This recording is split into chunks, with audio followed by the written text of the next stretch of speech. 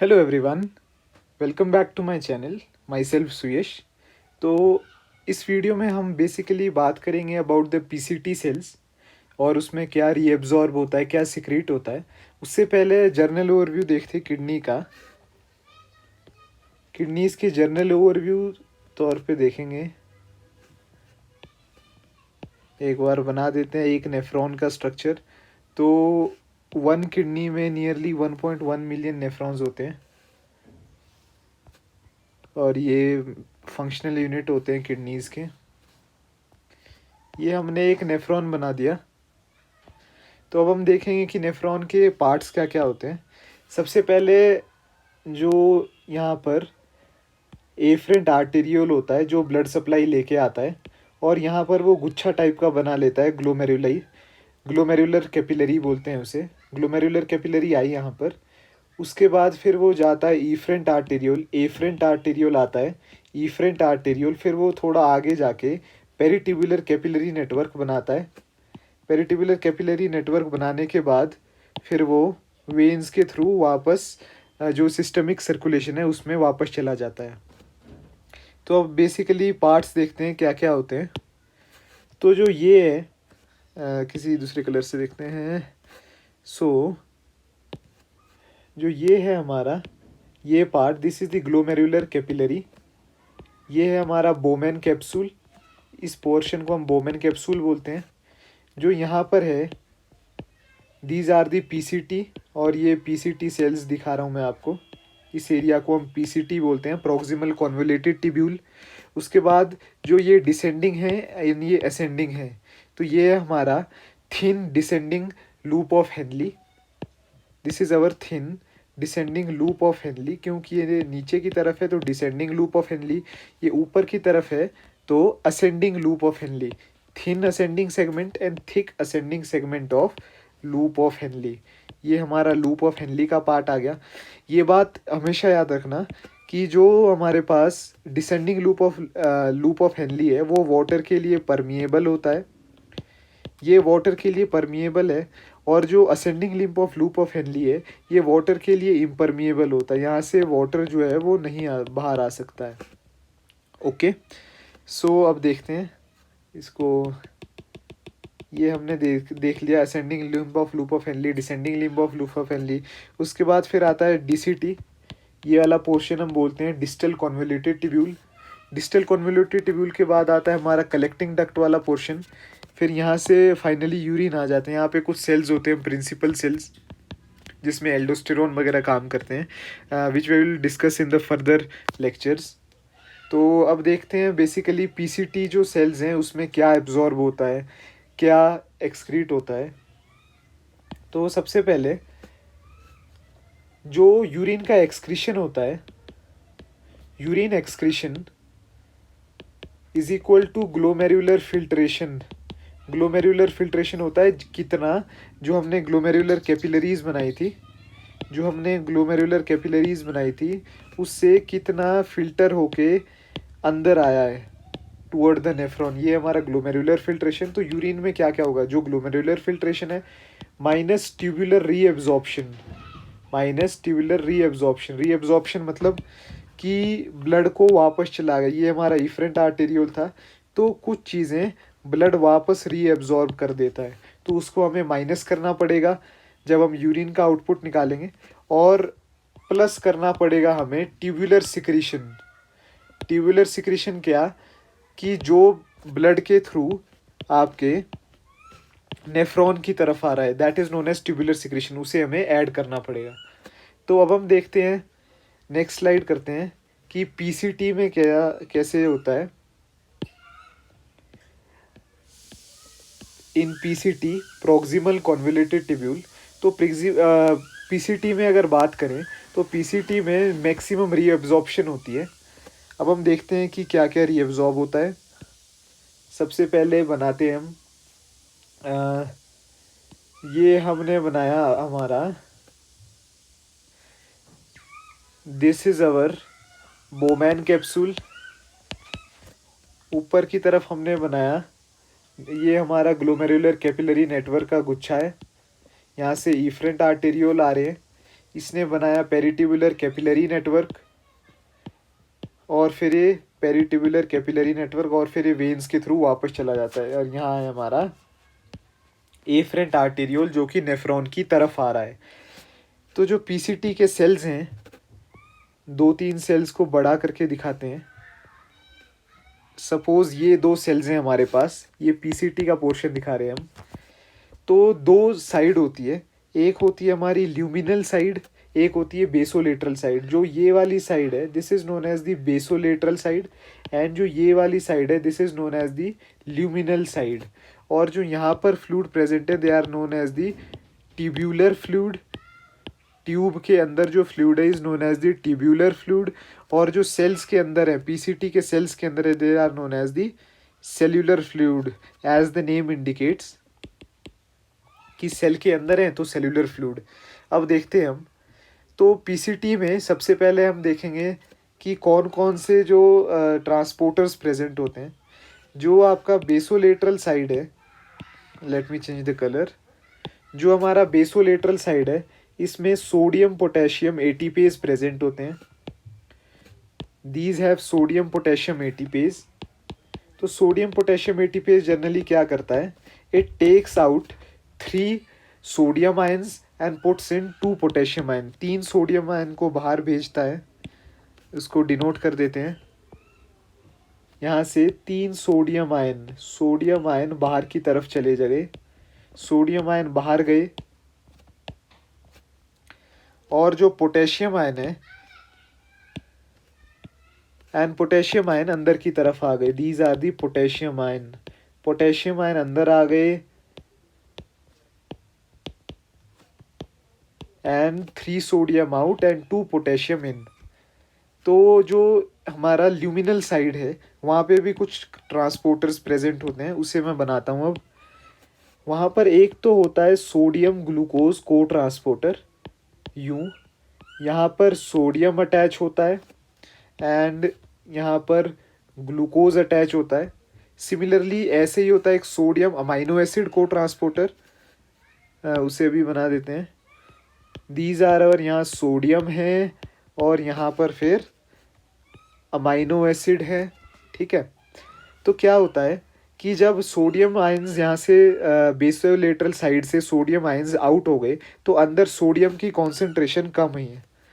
तो यहाँ पर सोडियम की कॉन्सेंट्रेशन कम हुई है, तो यहाँ पर सोडियम की कॉन्सेंट्रेशन कम है, तो जो फिल्टर होके आया है वहाँ पे सोडियम की कॉन्सेंट्रेशन ज़्यादा है। तो ये जो सोडियम है डाउन ग्रेडियंट के थ्रू अंदर आएगा, डाउन ग्रेडियंट, या इसे हम बोल सकते हैं कि फैसिलिटेटेड डिफ्यूजन के थ्रू अंदर आया। जब अंदर आया तो जब डाउन हिल आया तो ये कुछ एनर्जी रिलीज़ करेगा, और वो एनर्जी यूज़ करेंगे इसके साथी को ट्रांसपोर्टर जो कि हैं ग्लूकोज और अमाइनो एसिड। ये इस एनर्जी को यूज़ कर लेंगे और खुद अंदर चले जाएंगे। इस एनर्जी को यूज़ किया और खुद अमाइनो एसिड इसके अंदर चले गए, पीसीटी सेल्स के अंदर चले गए। अमाइनो एसिड इस तरीके से ग्लूकोज और अमाइनो एसिड अंदर आ गए। अब जब सेल्स के अंदर आ गए तो जब इन्होंने बाहर जाना होगा तो जो अमाइनो एसिड्स है वो सिंपल चैनल्स के थ्रू, फैसिलिटेटेड डिफ्यूजन के थ्रू आउट हो जाएंगे। वैसे ही ग्लूकोज भी जो सिंपल फैसिलिटेटेड डिफ्यूजन के थ्रू जो सिंपल चैनल्स होंगे उसके थ्रू यहाँ ब्लड में चला जाएगा, ब्लड में रीएब्जॉर्ब हो जाएगा। वैसे अमाइनो एसिड भी यहाँ ब्लड में फिर ये वापस जो सिस्टमिक सर्कुलेशन है वहाँ पर वापस चला जाएगा। अब आगे देखते हैं, ये हमारा सोडियम ग्लूकोज और सोडियम अमाइनो एसिड। सिमिलरली अब इसको थोड़ा नेक्स्ट स्लाइड पे देखते हैं। सोडियम ग्लूकोज और सोडियम अमाइनो एसिड का कंसेप्ट क्लियर है। फिर नेक्स्ट स्लाइड। अब क्या होता है, ये हमारा पीसीटी, ये बोमेन कैप्सूल ऊपरला पार्ट, ये बोमेन कैप्सूल, नीचे पीसीटी। तो हमने देखा कि सोडियम डाउन ग्रेडियंट से नीचे गया और ग्लूकोज उस एनर्जी को यूज़ करके अंदर गया। सोडियम डाउन ग्रेडियंट के थ्रू अंदर गया एंड उसी एनर्जी को यूज़ करके अमाइनो एसिड भी पीसीटी सेल्स में एंटर कर गया। तो अब जो 2 सेल्स के बीच में, जैसे ये 2 पीसीटी सेल्स हैं, इसके बीच में जो जंक्शन होता है, ये टाइट जंक्शन से टाइट जंक्शन से बंधा हुआ होता है। तो अब एक रूट होता है ये, this is known as the paracellular route, this is known as the paracellular route. यहाँ से कुछ वाटर,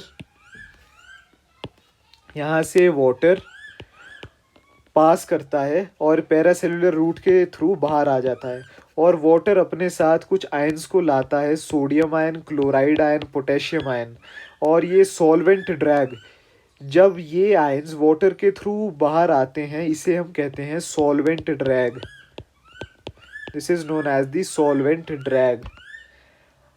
अब sodium glucose, sodium amino acid cotransporter हमने देख लिया।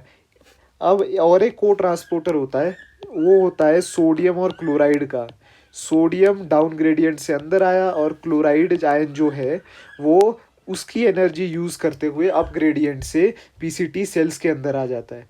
तो और अगर यहाँ पर पूरे वे में क्लोराइड आयन एब्जॉर्ब नहीं हुआ तो क्लोराइड आयन की यहाँ पर कंसंट्रेशन बढ़ जाती है। तो क्लोराइड आयन के पास और एक मैकेनिज्म है पास होने का कि क्लोराइड आयन डिफ्यूजन के through high concentration to low concentration gradient में पास कर सकता है। तो क्लोराइड आयन के हमने 3 मैकेनिज्म देखे। फर्स्ट वन इज़ दी ये जो सॉल्वेंट ड्रैग से आता है, second one is the sodium chloride cotransporter, and third one is through diffusion. Okay, ये देख लिया हमने sodium glucose, sodium amino acid and sodium chloride. तो जो हमने 2 टाइप के एक्टिव ट्रांसपोर्ट होते हैं, यहाँ पे हमने देखा था सोडियम पोटेशियम एटीपेज, ये एनर्जी यूज़ कर रहा है और 3 सोडियम को आउट कर रहा है एंड 2 पोटेशियम को अंदर की तरफ ला रहा है। ओके, तो जो active transport direct energy use करता है उसे हम कहते हैं प्राइमरी एक्टिव ट्रांसपोर्ट। पर कुछ एक्टिव ट्रांसपोर्ट ऐसे भी होते हैं जो खुद एनर्जी यूज़ नहीं करते हैं, बल्कि जो एनर्जी रिलीज़ होती है किसी दूसरे कंपाउंड के थ्रू उसे यूज़ करते हैं। जैसे कि यहाँ पर सोडियम डाउन ग्रेडियंट आया, उसकी एनर्जी ग्लूकोज ने यूज़ की, तो हम बोलेंगे कि ग्लूकोज एंट्री करता है through the secondary active transport. उसी तरीके से जब सोडियम या इस केस में डाउन ग्रेडियंट के थ्रू आया तो ये कुछ एनर्जी रिलीज़ करता है, तो जो अमाइनो एसिड है ये उस एनर्जी को यूज़ करके अंदर जाता है, इसीलिए हम करेंगे कि ये भी सेकेंडरी एक्टिव ट्रांसपोर्ट के थ्रू अंदर आया है। ओके, और फिर ये जब अमाइनो एसिड अंदर आ जाता है, जब ग्लूकोज अंदर आ जाता है, तब तो ये बेसिकली सिंपल चैनल्स के थ्रू फैसिलिटेटेड डिफ्यूजन के मदद से आउट हो जाते हैं और ब्लड या मतलब ब्लड में रीएब्जॉर्ब हो जाते हैं। ओके, अब एक इसमें और एक मैकेनिज्म आता है, ये हमने देखा सोडियम क्लोराइड पोटेशियम की कैसे कैसे एब्जॉर्प्शन होती है। अब हम ये देखते हैं, ये हमारा बोमेन कैप्सूल, यहाँ पर है हमारे पीसीटी सेल, ये है हमारे पीसीटी सेल्स। तो यहाँ पर पीसीटी की एंडिंग की तरफ कुछ सोडियम हाइड्रोजन एंटीपोटर्स प्रेजेंट होते हैं। अब हम देखते हैं कि वो कैसे वर्क करेंगे। यहाँ पर सोडियम को अंदर की तरफ लाते हैं और पोटेशियम को बाहर की तरफ, sorry potassium no hydrogen ion को जो ट्यूब है उसकी तरफ अंदर लाएंगे। अब हम ये देखेंगे कि ये कैसे होता है। तो यहाँ से जो फिल्टर्ड HCO3 नेगेटिव आया है वो HCO3 नेगेटिव आता है, ये H पॉजिटिव यहाँ आता है, ये H पॉजिटिव HCO3 नेगेटिव के साथ मिलके बनाता है H2CO3। H2CO3 टूटता है कार्बन डाइऑक्साइड और वाटर में इन द प्रेजेंस ऑफ एक एंजाइम होता है कार्बोनिक एनहाइड्रेज, वो H2CO3 को कन्वर्ट करता है कार्बन डाइऑक्साइड एंड वाटर में। फिर कार्बन डाइऑक्साइड अंदर आता है, कार्बन डाइऑक्साइड प्लस यहाँ पर जो वाटर है वो मिक्स होते हैं, इट फॉर्म्स H2CO3। H2CO3 से जो HCO3 नेगेटिव है वो सिंपल फैसिलिटेटेड डिफ्यूजन के थ्रू वापस आ जाता है, एंड जो H पॉजिटिव होता है वो फिर सिक्रीट हो जाता है इन दिस वे। तो इस तरीके की एक साइकिल बन जाती है। अब एक ड्रग होता है जिसका नाम है, just a second, let me change the colour, एक ड्रग है जिसका नाम है ओबीन। ये ड्रग क्या करता है कि जो सोडियम पोटेशियम एटीपेज थे बेसोलेटरल साइड में, ये ड्रग उसे काम नहीं करने देता। ये एक ड्रग है ओबीन, ये सोडियम पोटेशियम एटीपेज को पकड़ लेता है। तो जब सोडियम पोटेशियम एटीपेज काम नहीं कर पाया तो जो सोडियम है वो बाहर नहीं जा पाएगा। जब सोडियम बाहर की तरफ नहीं जा पाया तो सोडियम जो है वो एक्यूमुलेट हो जाएगा। Sodium gets accumulated in the PCT cells, in the proximal convoluted cells. PCT cells में सोडियम एक्यूमुलेट हो गया।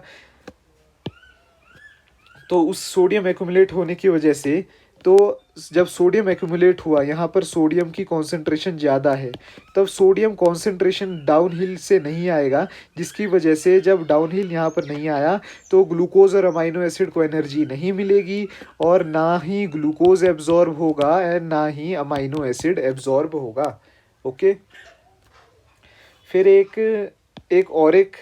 डायूरेटिक होता है। There is another diuretic named as acetazolamide।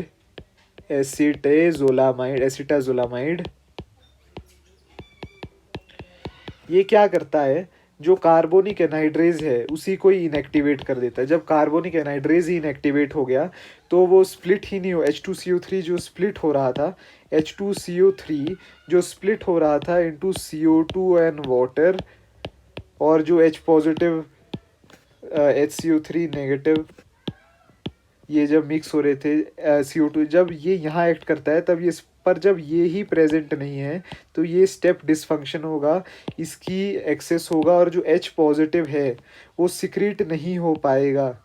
It will not be secreted. Okay.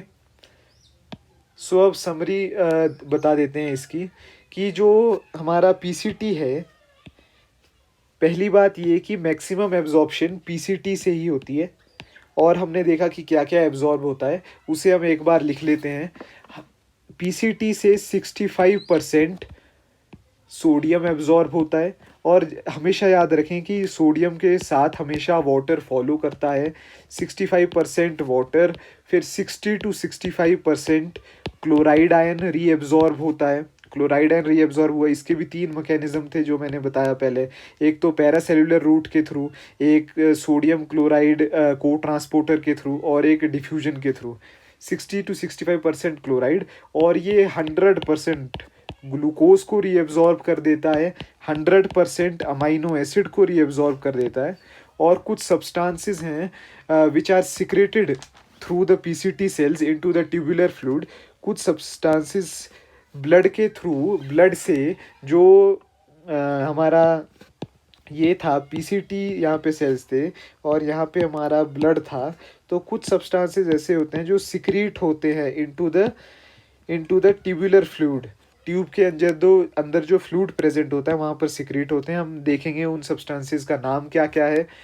एक है para amino hippuric acid, ये चीज़ें secrete होती हैं, these are secreted, para amino hippuric acid. कुछ बाइल सॉल्ट सिक्रीट होते हैं और ऑक्सलेट्स सिक्रीट होते हैं, yes oxalates are secreted, some urates and uric acids are also secreted. Catecholamines are secreted. VMA secrete होता है। VMA क्या होता है? VMA is the breakdown product. It is a breakdown product of epinephrine और norepinephrine का breakdown product होता है। कुछ toxins secrete होते हैं। Some drugs are also secreted. कुछ drugs भी secreted होते हैं such as penicillin, yes. कुछ ड्रग्स भी सिक्रीट होते हैं सच एज पेनिसिलिन। अब एक इम्पॉर्टेंट पॉइंट टू नोट यहाँ पे ये है कि जैसे जो ग्लूकोज है, एक टेबुलर फॉर्म में बना देते हैं उसे। ग्लूकोज है, अमाइनो एसिड है, सोडियम है, क्लोराइड है, मेनली ये 4 हो रहे हैं पीसीटी सेल्स पे। तो जो ग्लूकोज है उसका एक थ्रेशोल्ड मैक्सिमम है, अमाइनो एसिड का भी है, कि उस थ्रेशोल्ड के बाद वो एब्जॉर्ब नहीं हो सकता, पर ऐसा कोई थ्रेशोल्ड सोडियम और क्लोराइड में प्रेजेंट नहीं है। There is no threshold for sodium and chloride, पर ग्लूकोज के लिए एक थ्रेशोल्ड प्रेजेंट है। टाइम डिपेंडेंसी की अगर बात करें हम, अगर हम बात करें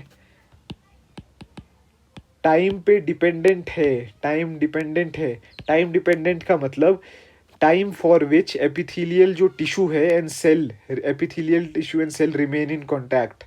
मतलब इसका मतलब ये है कि यहाँ पर पीसीटी सेल है, अगर बॉडी का फ्लूइड स्लो है तो पीसीटी सेल को ज़्यादा टाइम मिल जाएगा और वो तेज़ी से सोडियम को रीएब्जॉर्ब कर देगा। ये फिनोमिना सोडियम और क्लोराइड शो करते हैं, पर ये अप्लाई ग्लूकोज पे नहीं होगा। अगर ग्लूकोज स्लोली आ रहा है तो ग्लूकोज नहीं, ऐसा नहीं होगा कि ग्लूकोज मैक्सिमम अमाउंट में एब्जॉर्ब हो जाए। इस पे टाइम का ग्लूकोज पे कोई इफ़ेक्ट नहीं पड़ेगा। और कॉन्सेंट्रेशन ग्रेडियंट की अगर बात करें, इसे इरेज कर देते हैं। कॉन्सेंट्रेशन ग्रेडियंट की बात करें, अगर कॉन्सेंट्रेशन ग्रेडियंट की बात की हमने, तो ग्लूकोज कॉन्सेंट्रेशन पे डिपेंड नहीं करता है, पर जो सोडियम है वो कॉन्सेंट्रेशन पे डिपेंड करेगा। वो हाई कॉन्सेंट्रेशन ग्रेडियंट से लो कॉन्सेंट्रेशन ग्रेडियंट की तरफ जाता है। And now the last slide just to summarise, कि जैसे जो सोडियम है वो एंटर कहाँ से कैसे करता है, एंटर करता है through facilitated diffusion into the luminal side, और इस साइड से निकलता है थ्रू द बेसोलेटरल साइड से निकलता है through primary active transport through the sodium potassium ATPase pump. फिर है हमारे ग्लूकोज। जो ग्लूकोज है वो जो सोडियम की डाउनस्ट्रीम वाली एनर्जी उसे यूज़ करता है, देयरफॉर इसे हम कहते हैं it use the secondary active transport. और जब यहाँ से बाहर निकलता है तो सिंपल चैनल्स के थ्रू निकलता है, that is through the facilitated diffusion. और थर्ड हमने बात की अमाइनो एसिड्स की। अमाइनो एसिड्स का भी सेम है कि वो जो सोडियम की एनर्जी डाउनहिल में यूज़ हुई है उसे यूज़ करता है और फिर अपनी एंट्री लेता है इनटू द पीसीटी सेल्स। तो यहाँ पे अमीनो एसिड की जब एंट्री होती है इसे हम कहते हैं सेकेंडरी एक्टिव ट्रांसपोर्ट, और जब एग्जिट करता है it exits out through facilitated diffusion. So basically PCT cells में तो इतना ही था। अब आगे देखेंगे हम असेंडिंग लिम्फ और जो डीसीटी में क्या क्या एब्जॉर्ब रीएब्जॉर्ब होता है। So till then good bye.